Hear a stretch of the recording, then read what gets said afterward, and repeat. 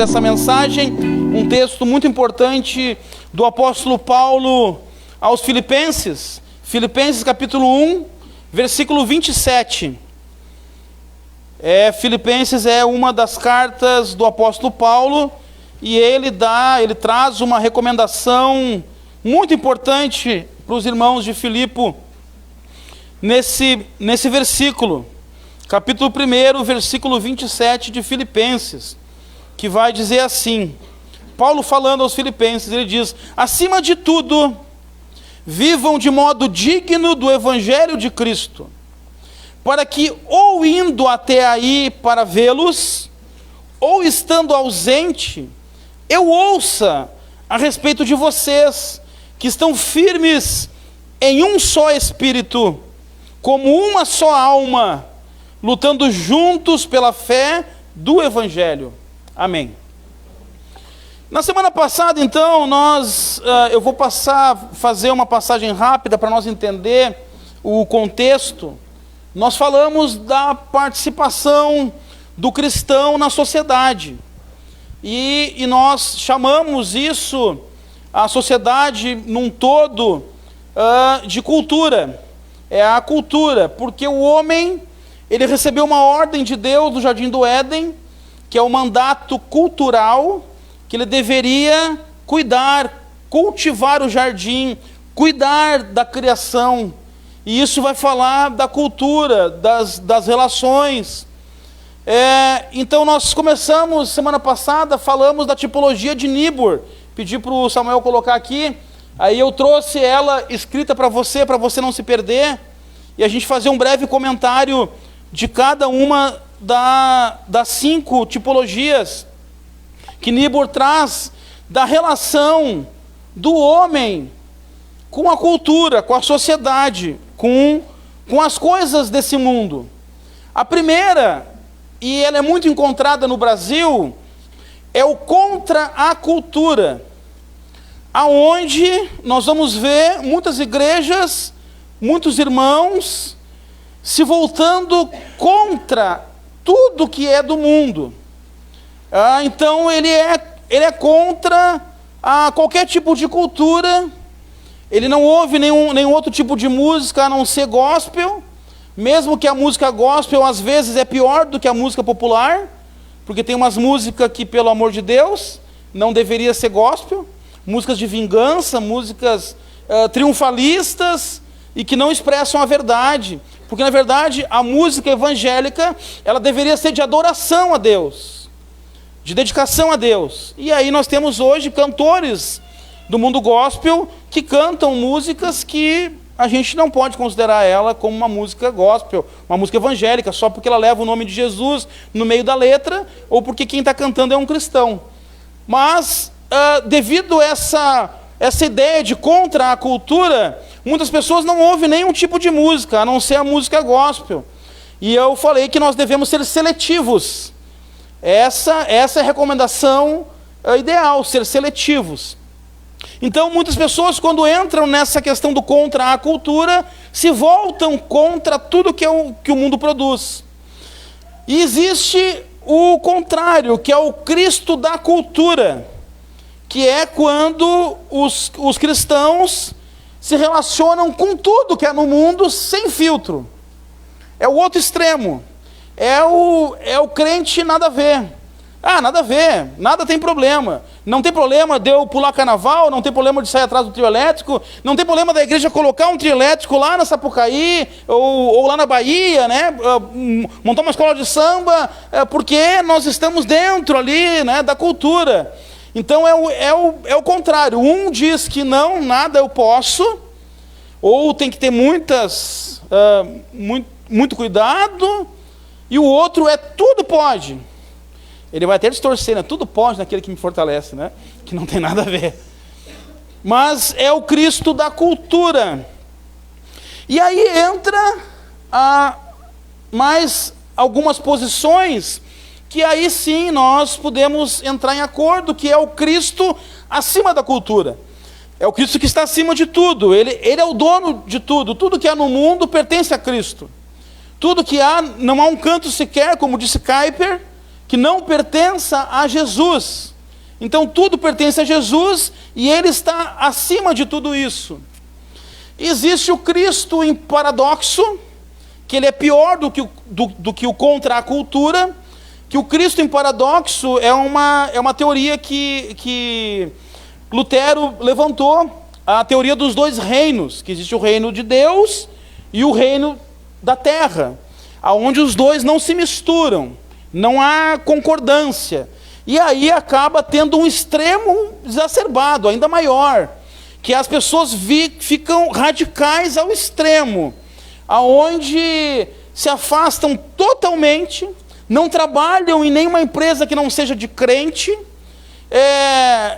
pessoas que agora passam, inclusive, a dormir de roupa, porque se Jesus voltar, como é que eu vou estar sem roupa, de pijama, né? ou de roupa íntima, toma banho de roupa, vai à praia de terno e gravata, e é o paradoxo, onde tudo está errado ao extremo, aonde surgiu aí também aí os monges, né, que se isolaram do mundo, que foram para as cavernas, que se isolaram de tudo, que não tinha contato com ninguém, porque não poderia ter contato com nada desse mundo.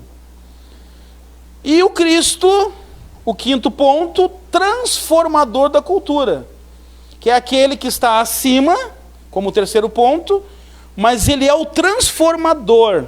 Ele transforma cada um de nós, para que nós façamos parte, influenciamos e vamos transformar a sociedade. E aí eu levantei a questão, tá, então qual dos pontos nós vamos nos encaixar? Qual dos pontos seria o mais adequado, o mais correto de nós entrar? Não é nenhum deles propriamente dito, mas uma mistura de alguns, que na verdade é o contracultura, uma palavra só, que é diferente de contra a cultura. O português tem isso, né? O português mudou uma coisa, já muda todo o sentido. Mas o contracultura, que deve ser como nós devemos agir na sociedade, não é o contra de contrário, mas é o contra de contraste, aonde eu vou contrastar com aquilo que tem no mundo. Como é que eu vou agir? Tudo que é bom, eu digo ok. E eu vou estar junto ali para transformar isso em melhor ainda. Transformar mais bom. Né? Mais melhor de bom. Não disse a palavra, está brincando. Mas eu vou estar ali, que legal, é bom, porque o cristão que pensa assim, ele pensa que tudo que é bom vem de Deus. Porque a palavra diz que toda a verdade vem de Deus. Não importa quem está falando. Pode ser até um mentiroso. É verdade que está falando? Vem de Deus. E nós vamos rejeitar aquilo que não presta, aquilo que não serve, aquilo que blasfêmia ao Senhor, que é uma blasfêmia contra Deus, aquilo tudo nós vamos rejeitar. E aí a gente falou do versículo de Paulo aos Coríntios, que ele diz que nós devemos nos afastar dos imorais. Porém, ele dá algo fundamental, que ele fala, deixa eu pegar o versículo aqui,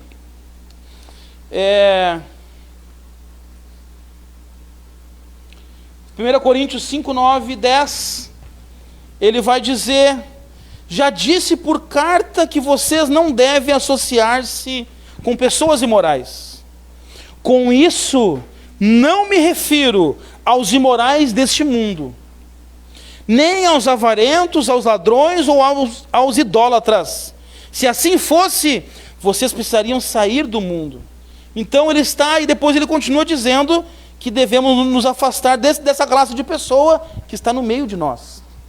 Porque essa pessoa não é crente, ela não se converteu. Mas nós devemos estar no mundo, nós devemos estar participando, nós devemos ir num aniversário de um amigo, nós devemos ir na comemoração de Páscoa da família, no Natal, e lá nós vamos continuar influenciando, sendo cristãos. A nossa postura é uma postura de exemplo de o que é ser cristão. Não importa onde estiver. E claro que nós vamos ponderar. Você não vai estar numa roda de amigos que estão usando droga, que chega a polícia e tu vai preso junto. Então nós vamos ponderar. Fuja do pecado. Fuja do que está errado. Mas influencie aonde você estiver. Então essa é a nossa postura. do contra a cultura, de estar criando um contraste do que é bom, mostrando para a sociedade o que é bom. E uma vez Francisco de Assis disse: pregue a todo tempo, se necessário use palavras. Ou seja, a nossa vida prega, a sua postura prega, a forma que você dirige prega, a forma que você se comporta prega, a forma que você se veste prega, a forma que você se relaciona com as pessoas está pregando o Evangelho. A forma que você é lá na sua empresa, um funcionário, está pregando o Evangelho. Então, pregue com as suas atitudes. E aí eu falei que um exemplo de contracultura é o jejum de Isaías, que ele fez o jejum contra a cultura, porque Deus fala para ele que o jejum que ele quer é este: soltar as correntes da injustiça, desatar as cordas do jugo, pôr em liberdade os oprimidos e romper todo o jugo. É ajudar, auxiliar, estar junto daquele que precisa, daquele que necessita. Como Daniel fez, que ele fez o jejum contra a cultura, contra tudo que era amaldiçoado, que era comida impura, ele não se alimentou. E Jesus nos dá a perfeita contracultura, que é o Sermão do Monte. Bem-aventurado, ele vai contrário a tudo aquilo que o mundo diz, e ele vai dizer que bem-aventurado é os que choram. E o mundo vai dizer: não chora, seja forte. E aí quanto menos tu chora, mais tu te arrebenta, mais tu sofre. Mas Jesus diz que bem-aventurados são os que choram. Bem-aventurados são os pobres de espírito, que não é uma pessoa orgulhosa, vaidosa, sabe aquele que se acha o cara, que é o melhor que todo mundo, e quanto mais ele se achar, melhor é. Pois é, Jesus diz que esse não é o bem-aventurado, não é esse que vai herdar o reino dos céus. O que vai herdar o reino dos céus é o humilde, é o que ele pode até ser o cara, mas ele se mantém no lugar dele, como um grão de areia que nós somos nesse universo. Então Jesus vai mostrar tudo aquilo que é contra a cultura. E aí eu falei sobre as questões que nós vamos trazer de herança da nossa sociedade. Aí falei, né, das expressões Nossa Senhora, Vixe Maria, né, dos costumes, fazer limpeza com sal grosso, colocar sal grosso atrás da porta, a vassoura, e tem um monte de crendices que a gente traz, que são tudo bobagem, que não faz parte do cristianismo. E uma outra coisa que nós temos de costume também é na Semana Santa agora. Sexta-feira não comer carne, só comer peixe. Isso não é bíblico. Não tem problema nenhum comer carne. Se você quiser comer peixe, você coma. Porque peixe é bom. A melhor carne que existe é a carne de peixe, a mais saudável de todas. Mas não é pecado não comer peixe e comer carne. Isso é crendice. Isso foi um costume que a Igreja Católica trouxe. E nós não somos católicos, nós somos evangélicos. E para nós não faz diferença. Tu pode comer um churrasco na sexta-feira. Não tem ofensa nenhuma contra Deus. Como eu falei no começo, a Páscoa é uma data comemorativa, mas nós celebramos ela toda a Santa Ceia. Então não faz diferença. É uma crendice, é uma herança religiosa que nós temos. Se você quer comer carne na sexta-feira santa do ano que vem, se você comeu agora peixe, ou nem gosta de peixe, sexta-feira santa eu não como nada, porque só tem peixe em casa e eu não como peixe. Então ano que vem você pode comprar um bife bem suculento e comer na sexta-feira, que não vai ter problema nenhum. Não tem pecado algum em fazer isso. Amém? Amém. E aí também eu falei de algo importante que nós precisamos ter, então, agir como o cavalo de Troia, como agente secreto, né, de estar infiltrado na sociedade, infiltrado lá na empresa, infiltrado no meio dos amigos, infiltrado lá na família, para fazer a diferença, para ganhar essa batalha. Porque o apóstolo Paulo diz, nesse texto que nós lemos, que ele queria ouvir falar de cada um de nós. Mesmo que se ele fosse, ele queria ver a nossa defesa do Evangelho, nossa postura como cristão, ou que ele ouvisse falar. E é um desafio que eu lanço para todos nós hoje. Eu gostaria de ouvir falar coisas boas, importantes e relevantes que cada um de nós fizemos e fazemos. Que os testemunhos não seja só de uma vitória, que a gente vai contar que Deus, olha Deus, como eu contei aqui a provisão que Deus mandou, amém, que bênção, maravilha. Mas que o nosso testemunho possa ser de atitudes cristãs, que nós vamos falar um pouco hoje, do que nós podemos fazer. E que a gente possa dizer, nossa, essa semana eu devolvi uma maleta de dinheiro e não peguei R$1. Uhul! Você pode estar chorando, mas eu queria. Mas você teve uma atitude correta, uma atitude de um autêntico cristão. O pecado bateu na tua porta, tu disse, não, aqui não vai entrar. Uma atitude de um cristão, de um verdadeiro vencedor. Então, a gente precisa fazer isso a cada dia, a cada momento, e celebrar e viver a unidade, viver o desejo de crescer, de avançar. E hoje, então, nós vamos ver as atitudes práticas de um bom cidadão do céu na cidade. O que nós podemos fazer para melhorar a sociedade, para mudar a história da sociedade. E quando eu falo em cidade, é só uma referência a tudo que é cultural.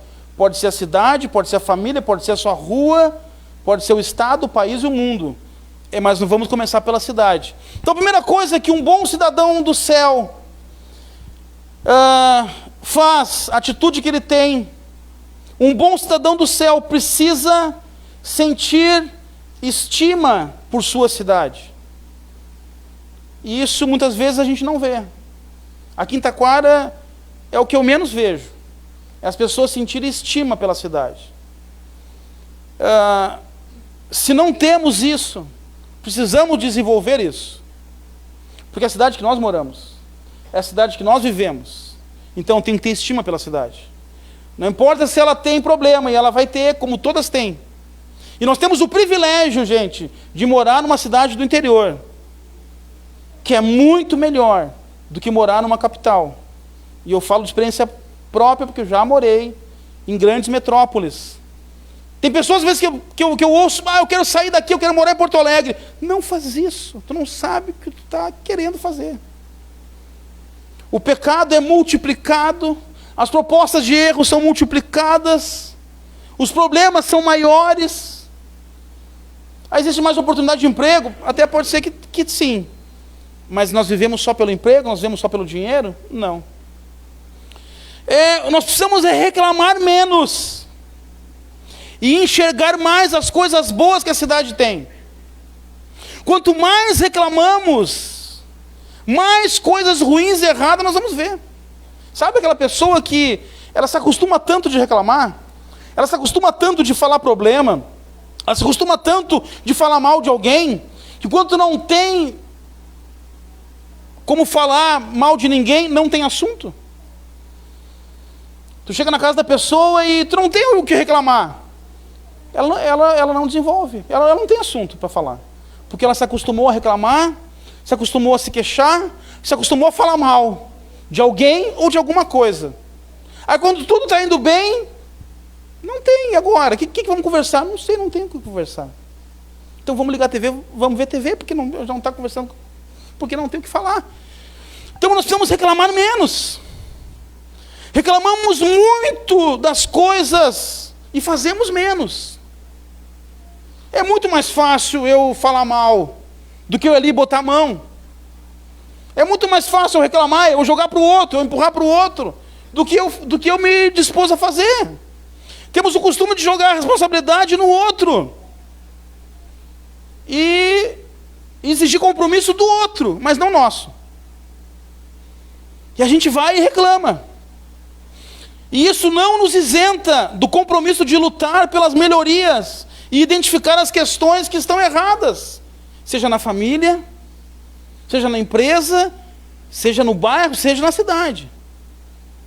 Não é porque, de repente, o outro até pode ter uma parcela de culpa que isso está acontecendo, mas isso não me isenta de fazer, não me isenta de botar a mão, não me isenta de fazer a diferença. Mas o nosso principal foco deve ser ter o olhar de Deus. Aí eu pergunto, qual é o seu olhar hoje para a vida?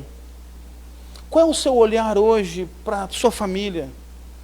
Qual é o seu olhar hoje para o seu marido, para a sua esposa, para os seus filhos, para os seus pais? Que olhar você está tendo hoje para a cidade? Qual é o nosso olhar? Nós precisamos ter o olhar de Deus. Estamos falando da cidade, mas isso pode ser qualquer ambiente, qualquer lugar. Não podemos perder atitudes básicas da vida, que é olhar com ternura, com esperança para as questões da nossa volta. Hoje é muito comum encontrarmos pessoas descompromissadas com tudo na vida.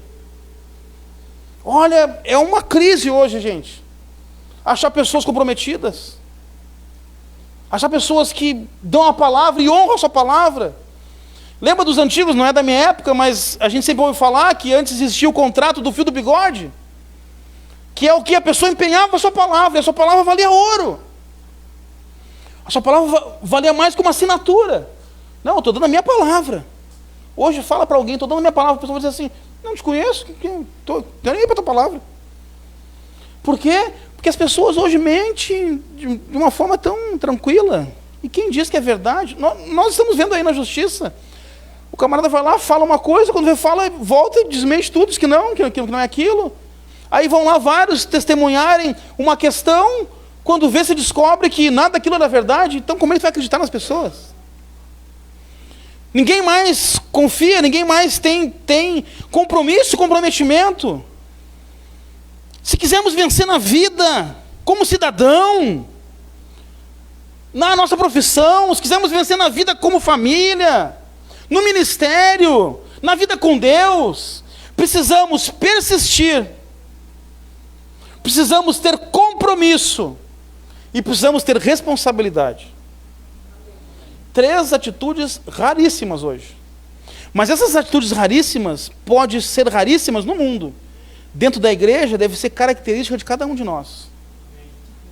Deve ser a pessoa que vão olhar para você e vão dizer, não, eu sei que essa pessoa, ela não vai desistir, ela é persistente, ela insiste, porque uma coisa, um mal terrível que tem no Brasil, as pessoas começam tudo, mas não terminam nada. Quantas faculdades trancadas, quantos empregos abandonados, quantas igrejas trocadas. Ah, não, está muito difícil, a coisa não está funcionando, Deus não está me vendo, eu estou saindo. Não tem persistência, não é insistente. Aí a gente é insistente para muita coisa. Estou precisando de um dinheiro, eu vou insistir tanto para conseguir esse dinheiro, eu vou incomodar tanto os filhos, né? Incomodo tanto os pais até sair o dinheiro. Faz um piquezinho, né, Dani? E faz um piquezinho, faz. Não dá, mas faz um piquezinho, eu estou precisando. A gente é bom nisso. Mas nós não somos persistentes na caminhada. Qualquer coisa a gente para, qualquer coisa a gente desiste. Aí nós temos os cursos, aqui na igreja nós temos aí os seminários, e muitas vezes não somos persistentes. Queremos que a vida mude assim, ó. Calma, a vida vai mudar. Deus muda a nossa vida, a sua vida já mudou tremendamente, amém? Se você fizer uma retrospectiva de 5 anos atrás, e hoje, você sabe que hoje você é uma outra pessoa. Sabe que hoje Deus fez alguma coisa na sua vida, e Ele vai fazer mais. Mas nós temos que ser persistentes, nós temos que ser comprometidos. Falta compromisso para as pessoas. As pessoas mudam de emprego como mudam de roupa, e mudam de igreja hoje como mudam de roupa. É muito fácil, tá trocando, não tem comprometimento, não é responsável.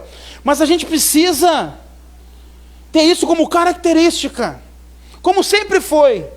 Todo mundo, no passar dos séculos, olhava para um cristão e sabia que pelo menos responsável ele era, que pelo menos palavra essa pessoa tinha. Os apóstolos morreram porque tinham palavra. Os apóstolos morreram porque foram perseguidos e falaram, nega isso aí, isso é um monte de mentira. Não é mentira, eu vi Cristo e eu vi Ele ressuscitado. E não tinha quem convencesse, ao contrário. foram torturados. Eu vou te matar. Me mata, mas eu não tenho como mentir, isso é verdade. Pessoas responsáveis. E muitas vezes nós vemos pessoas irresponsáveis. Irresponsáveis. Mas a nossa vida, nós temos que ser chamados de responsáveis, de comprometidos, de persistentes. Porque a persistência, diz Paulo, gera perseverança. E eu preciso ser persistente. Por causa do pecado, cada dia mais ele cresce. A sociedade, as pessoas estão perdendo. Estão longe de Deus. Estão se afastando de Deus, porque o pecado cada vez aumenta mais. Longe de bons relacionamentos, perdem emprego, oportunidades, desfazem casamento, desfazem amizades. Por isso precisamos ter o olhar de Deus sobre a nossa vida, sobre a vida das pessoas, sobre a vida da cidade. E qual é o olhar que nós temos que ter? Qual é o olhar de Deus que nós temos que ter? É olhar para a cidade como um centro urbano cheio de pecadores que precisam do Evangelho, uma multidão de pessoas que estão perdidas, cegos, guiando cegos em direção ao abismo.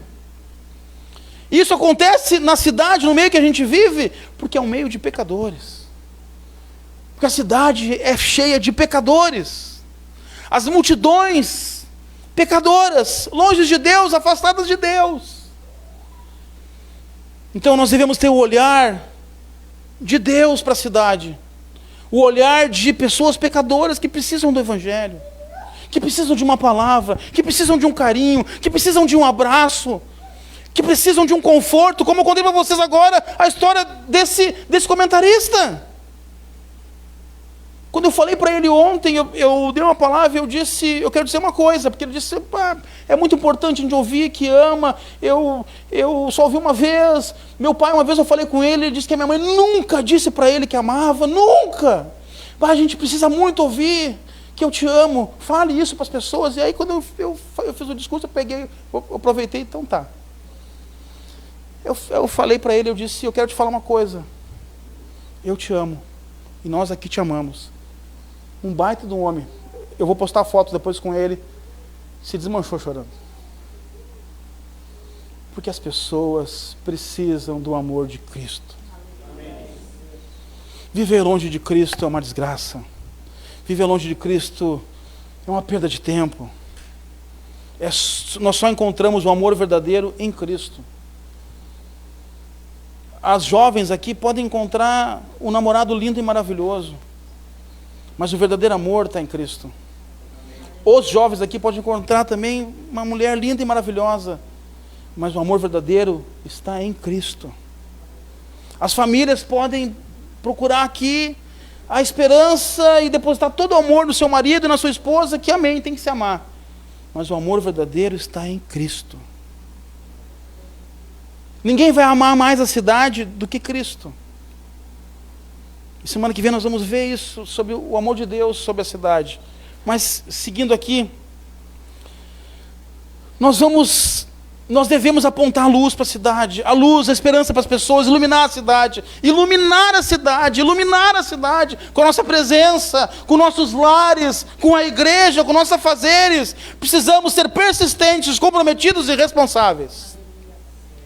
Segundo ponto de um bom cidadão do céu na cidade. Um bom cidadão do céu vive em santidade.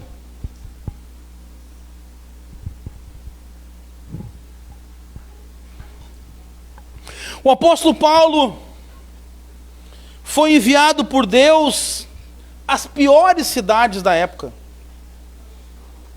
As piores. A Corinto, um centro de prostituição. A Éfeso, um centro de adoração. A Atenas, o centro da cultura dos múltiplos deuses. Os piores lugares, os piores pecadores, as piores pessoas. Paulo estava lá, dentro desses lugares, mas nem por isso ele se corrompeu. Nem por isso ele foi numa festinha e virou a cabeça.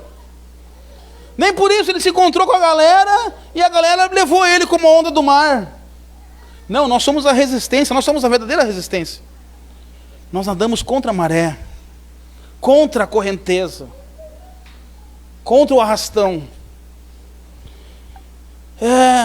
O apóstolo permaneceu em Corinto por 1 ano e meio, pregando a palavra de Deus para libertar a cidade e não se contaminar, uma cidade cheia de prostituição. Um centro de prostituição, de adoração a deuses. E ele ficou lá pregando cerca de 1 ano e meio. Cada cristão deve manter a sua vida santa e conservar um bom testemunho, porque aí eu prego com as minhas atitudes. Você não precisa falar. Tem gente que não gosta de falar, você não precisa falar. Precisa só ter atitudes. Mesmo em meio a tanta podridão, devemos nos manter puros e limpos. Tinha uma canção que dizia que a graça da garça, andar em meia lama sem sujar suas vestes. A graça da garça. Anda na lama e está sempre branquinha. Essa deve ser a nossa atitude. Eu posso pisar na lama, mas eu não me sujo com ela. Eu posso andar na lama, mas eu não me sujo com ela. Eu não me contamino com ela. E essa deve ser a atitude de cada cristão. Viver em santidade. 1 Pedro 2, 11, 12 diz assim: amados, insisto em que, como estrangeiros e peregrinos no mundo, vocês se abstenham dos desejos carnais que guerreiam contra a alma. Vivam entre os pagãos de maneira exemplar, para que naquilo em que eles os acusam de praticarem o mal, observem as boas obras que vocês praticam e glorifiquem a Deus no dia da sua intervenção. Paulo está dizendo: seja a garça, ande na lama, não suje suas vestes, e você vai andar dessa maneira exemplar na classe da garça. Já viu uma garça andando? Que coisa mais linda! Na classe, no meio da lama, mas todo mundo olha para ela e diz: que coisa mais linda. É assim que devemos andar. É assim que Pedro está dizendo: vocês são peregrinos. Ande no meio da lama, ande com os pagãos de maneira exemplar, para que quando chegar o grande dia, eles possam glorificar a Deus e dizer: aprendi com esse irmão como ter classe, como ser educado, como amar a Deus. Coisa mais linda quando que você vê alguém que ama a Deus e que da boca dela flui coisas assim lindas e maravilhosas de Deus. Qualquer coisa ela diz: eu vou orar, eu estou orando a Deus. Porque isso é uma expressão de uma pessoa que depende de Deus, que busca Deus. A pessoa está ali: e aí, como é que tu está? Estou vendo que está com uns problemas. Não, eu estou cheio de problema, mas estou confiando em Deus. Estou cheio de dívida, mas estou confiando em Deus. Minha vida está assim, está difícil, mas vai melhorar, porque eu confio em Deus. Eu estou orando, eu estou buscando, eu estou dependendo dEle, eu creio que Ele vai mandar a porção dobrada, e Ele manda. Por quê? Porque depende dEle, porque crê nele, porque busca Ele, porque vive de maneira exemplar, buscando Deus. Perfeito nós não somos e nunca seremos até a volta de Cristo. Não existe perfeição aqui na terra enquanto Cristo não voltar. Então não queira ser o perfeito, que você não vai ser. É um dos erros de Wesley, que quis criar os métodos, e aí por isso a igreja metodista, os métodos para buscar a perfeição. Ele dizia que nós temos que ser perfeitos aqui na terra. Não vamos ser, Wesley. Desculpa, Wesley, mas nós não vamos ser. Nós vamos buscar melhorar, mas perfeito só existe Ele. Só existe Cristo. Como vamos pregar o amor se não amamos? Como vamos falar de perdão se não perdoamos? Como vamos falar de acolhimento se não acolhemos? Aquilo que fazemos fala muito a nosso respeito. Fala muito a nosso respeito aquilo que a gente faz. Terceiro, para a gente correr, um bom cidadão do céu é comprometido com o desenvolvimento da cidade. Bons cristãos não sabotam o desenvolvimento da cidade. Sabe o que eu falei do que reclama? Além de reclamar, ainda sabota, né? Ainda vai contra. Não, um bom cristão não sabota, mas no temor do Senhor, coopera com o progresso para o bem-estar e o avanço da cidade. Jeremias 29, 7. Busquem a prosperidade da cidade para a qual eu os deportei, e orem ao Senhor em favor dela, porque a prosperidade de vocês depende da prosperidade dela. Deus está dizendo: busque a prosperidade de Taquara, porque a prosperidade de vocês depende da prosperidade de Taquara. Então ore pela prosperidade de Taquara, colabore com isso. Não importa onde você mora, qualquer cidade que você mora, ore por ela. Acredite no desenvolvimento, porque a prosperidade dela é a sua prosperidade. Ou você acha que você vai prosperar onde? Você vai para a França? Não, eu gosto é de Nova York. Tu vai para lá? Tu vai para lá, beleza, ora para Nova York e vai. Não vai? Então ore pela sua cidade. E ajude ela a prosperar. Mesmo sendo escravos, o povo de Deus deveria desenvolver atitudes. Eles estavam sendo escravos na Babilônia. Mas Deus dizia: busque a prosperidade de Babilônia. Porque se ela prosperar, vocês também prosperam. Então nós precisamos de trabalho e de oração. A primeira coisa a fazer é trabalhar. A cidade prospera pelos benefícios que os justos trazem. Provérbios 11, 11 diz: pela bênção dos justos a cidade é exaltada, mas pela boca dos ímpios ela é destruída. Olha que forte esse versículo. Pela bênção dos justos ela é exaltada. Pela bênção dos justos, pela bênção de vocês, de nós, a igreja, ela é exaltada. Mas pela boca ela é destruída. Precisamos trabalhar para o bem-estar da nossa família, para o bem-estar da cidade. Segunda coisa, precisamos orar. 1 Timóteo 2, 1 e 2 diz: antes de tudo, recomendo que se façam súplicas, orações, intercessões e ação de graça por todos os homens, pelos reis e por todos os que exercem autoridade, para que tenhamos uma vida tranquila e pacífica, com toda piedade e dignidade. O trabalho traz prosperidade, mas a oração é a chave que abre as portas dos céus, que abre as comportas dos céus, que vem a bênção de Deus sobre nós, o favor de Deus sobre a cidade. O trabalho traz prosperidade, mas a oração traz o favor de Deus. A graça e a bondade de Deus sobre nós.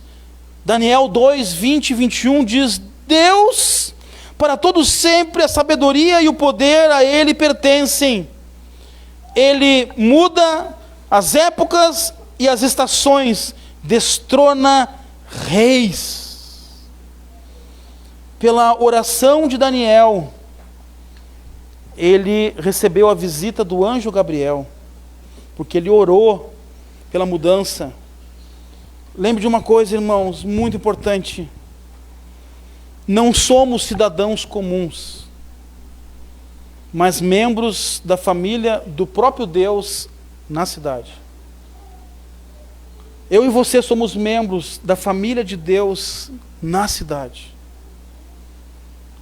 Somos representantes de Deus na nossa cidade. Precisamos ter atitudes para mudança.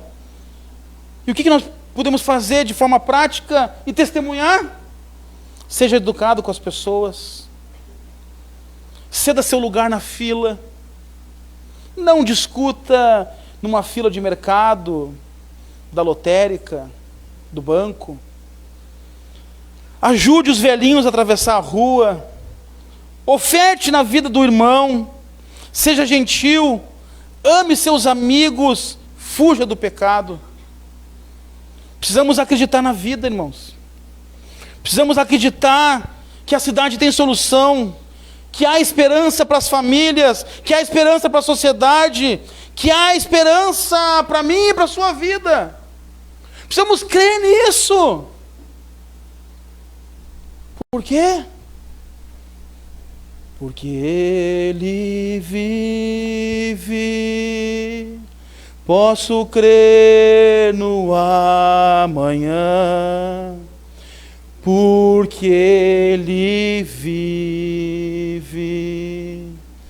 temor não há, mas eu bem sei, o quê? Que a minha vida está nas mãos do meu Jesus, que vivo está.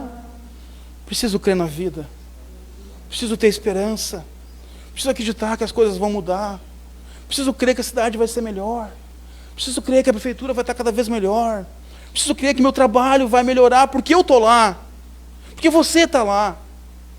Preciso crer, preciso ter esperança. Preciso ter esperança na vida. Ter esperança na melhoria, no avanço e no progresso.